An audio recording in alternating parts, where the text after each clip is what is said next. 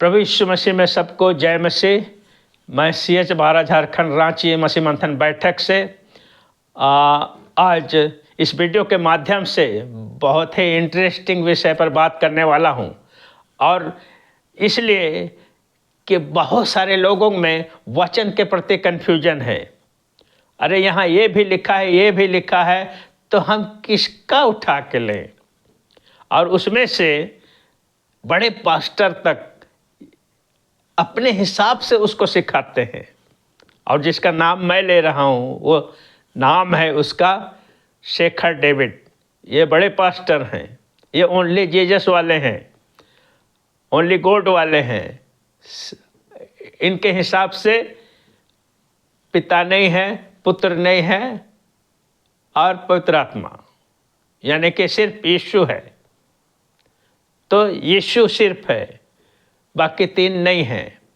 पूरे बाइबल में तीन की बात होती है और इनको सिर्फ एक ही दिखता है।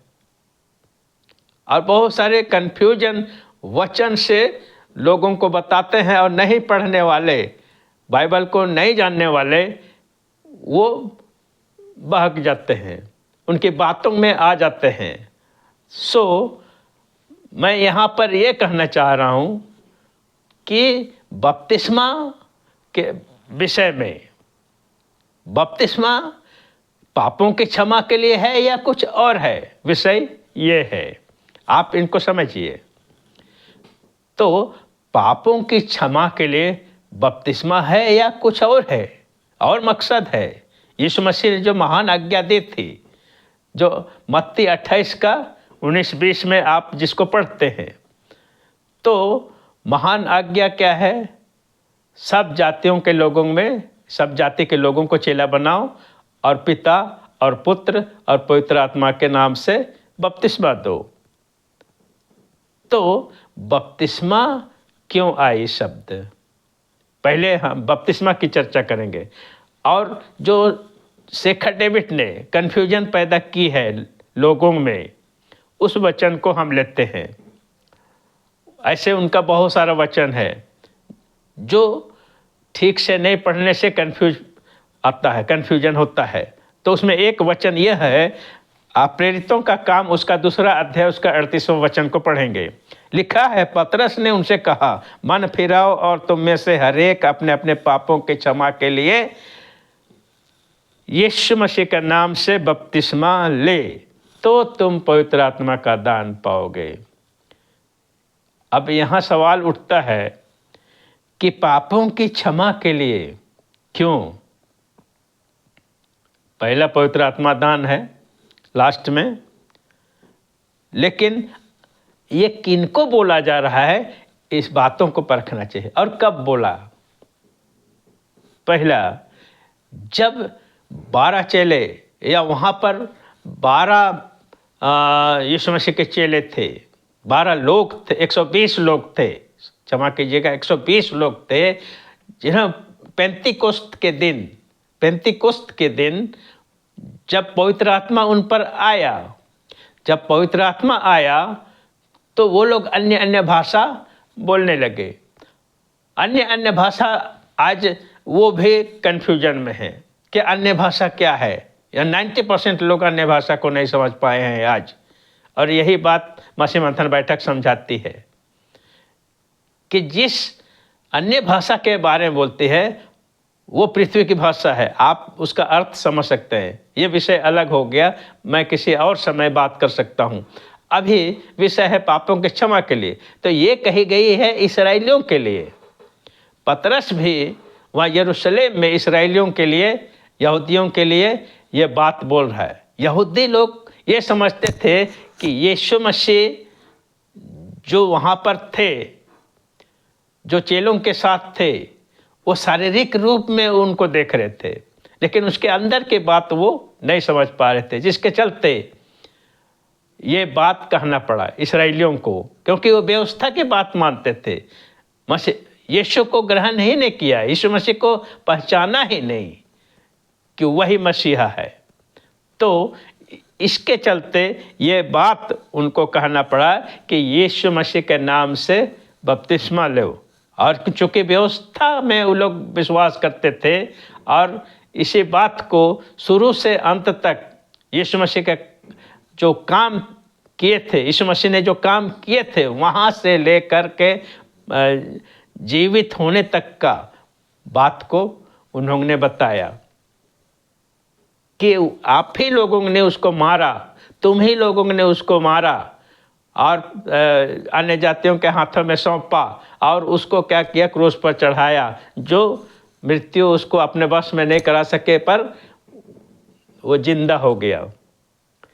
तो ये तीनों बात उन्होंने, ये सब बात उन्होंने बतलाई। अब इसलिए कि वो लोग मसीह को एक्सेप्ट नहीं किए, सिर्फ शारीरिक रूप में देखते थे, इसलिए पापों की क्षमा, जो व्यवस्था पर उनको विश्वास था ना, तो इसलिए पापों की क्षमा पर यहाँ पर लिखी गई। तो पापों की क्षमा के लिए ये इस्राएलियों की बात चल रही है। आज क्या है, मरकुस का 16:16 में क्या लिखा है? लिखा है कि जो विश्वास करे और बपतिस्मा ले उसी का उद्धार होगा। तो पहले विश्वास आया, उसके बाद बपतिस्मा आया। तो पहले विश्वास करना है, विश्वास के द्वारा ही हमारा सब कुछ मिल जाता है। यदि हम यीशु मसीह को पर विश्वास करते हैं कि वही हमारा प्रभु है, जीवते परमेश्वर का पुत्र है, इस बात को हम स्वीकार करते हैं। तो ये बात पौलुस ने भी रोमियों की किताब में लिखी है, उसका 9वां का 10वां अध्याय में लिखा हुआ है। अब वहाँ पर हम मुंह से अंगीकार करते, मन से मुंह से अंगीकार करते हैं, यानी मन से विश्वास करते हैं, मुंह से अंगीकार करते हैं, तो ये उसी दिन हमारा उद्धार हो जाता है। उसी दिन हमको सब श्राप से छुटकारा मिल जाता है। उसी दिन हमारा सब कुछ पाप की क्षमा मिल जाती है। आपको याद होगा कि यीशु मसीह का दाहिने जो डाकू था वो क्या किया था? क्या बपतिस्मा लिया था? उन्होंने सिर्फ बोला कि जब अपने राज्य में आए तो मुझे भी याद रखना, और यीशु मसीह ने उसी घड़ी वो बोला कि आज ही तू स्वर्गलोक में होगा। और वो उसका इतने से कहने का यीशु मसीह समझ गया कि मुझे वो जान गया, अपने पापों को समझ गया, तो जिसके चलते उसका पाप क्षमा हो गया और उसका गारंटी मिल गया कि वह स्वर्ग जाएगा। तो क्या वहाँ बपतिस्मा थी? नहीं। अगर किसी कारणवश विश्वास किया हुआ व्यक्ति वो बपतिस्मा नहीं ले पाता है और मर जाता है, तो क्या वो नहीं जाएगा? बिल्कुल जाएगा दोस्तों, क्योंकि विश्वास से ही सब कुछ समाप्त हो जाता है, विश्वास से ही उद्धार हो जाता है। बपतिस्मा इम्पोर्टेंट नहीं है, इम्पोर्टेंट है विश्वास। तो बपतिस्मा आज ना कल हो जाएगा, लेकिन विश्वास सबसे बड़ा चीज़ है। तो विश्वास के द्वारा ही हम सबको उद्धार मिलता है। जब हम यीशु मसीह को ग्रहण कर लेते हैं, उसी समय हमको सब कुछ मिल जाता है, गिफ्ट। तो ये हमारे लिए पैकेज है, इसको आप लोग को जानना चाहिए। तो इस वचन को उठाते हैं। दूसरा वचन कौन से उठाते हैं? प्रेरितों का काम, उसका 22वां अध्याय, उसका 16 वचन में लिखा है, अब क्यों देर करता है, उठ बपतिस्मा ले और उसका नाम लेकर अपने पापों को धो डाल। यह पौलुस की बात है, और पौलुस को हनन्याह कह रहा है, क्योंकि पौलुस जब यीशु मसीह को देखा तो अंधा हो गया,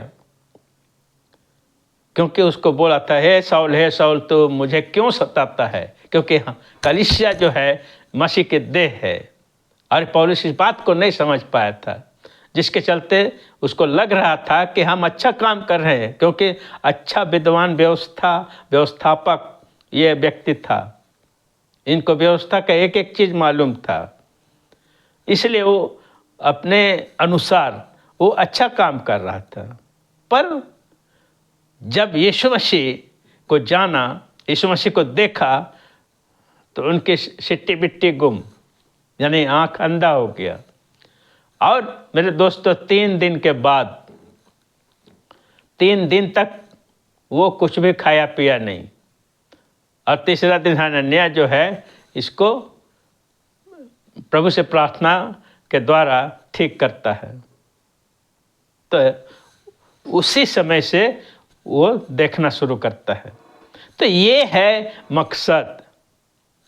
तो उसमें पापों को धो डाल, मतलब व्यवस्थापक होने के कारण उसको नहीं पता था, पर वो पाप के चलते वो फंसा था।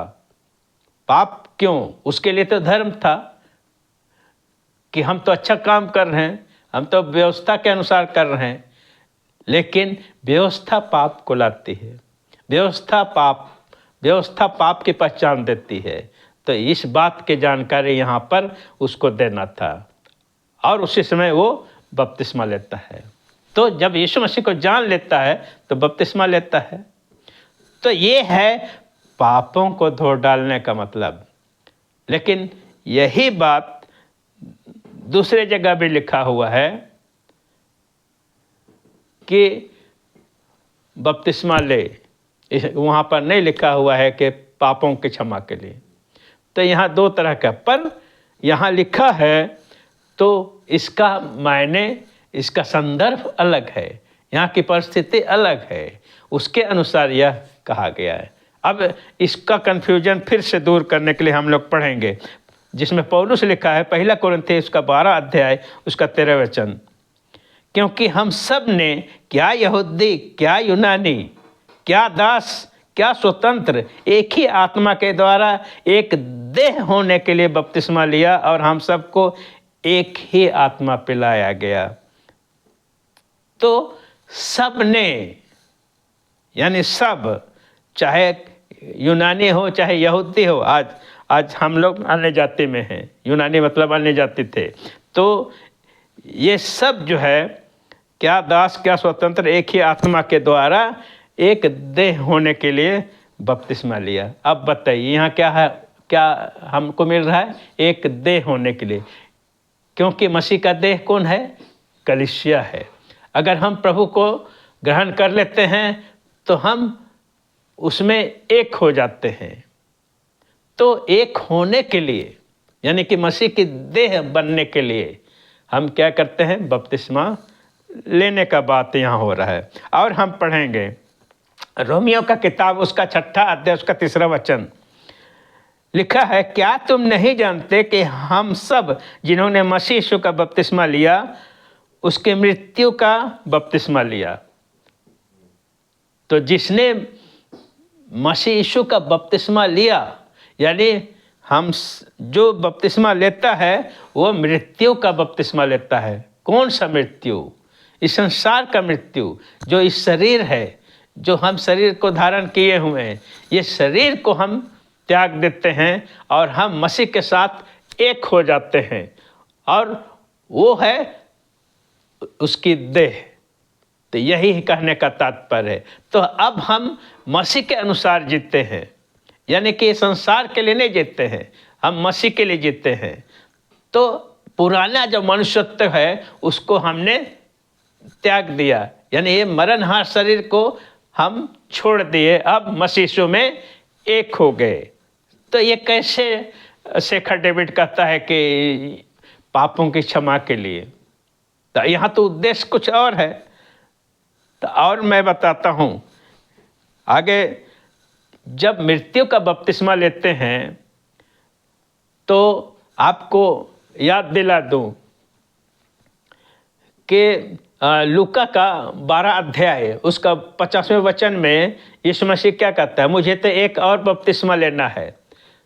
तब आप बताइए, जब मुझे एक और बपतिस्मा लेना तो वहाँ पापों की क्षमा कहाँ है भाई? आप बताइए।